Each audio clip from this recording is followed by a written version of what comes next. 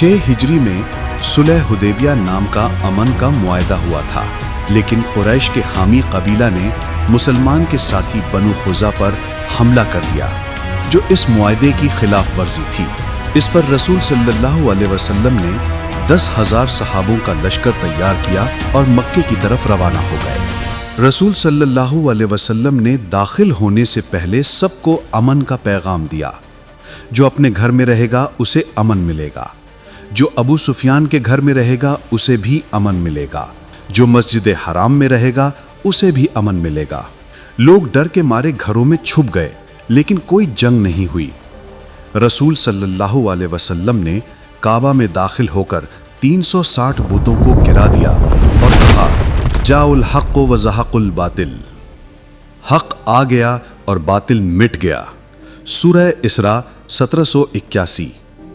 وہ قریش جنہوں نے آپ صلی اللہ علیہ وسلم پر ظلم کی انتہا کی تھی، آج سب سر جھکائے سامنے کھڑے تھے، لیکن رسول صلی اللہ علیہ وسلم نے کہا، لا تثریب علیکم اليوم، آج تم پر کوئی الزام نہیں، جاؤ تم سب آزاد ہو۔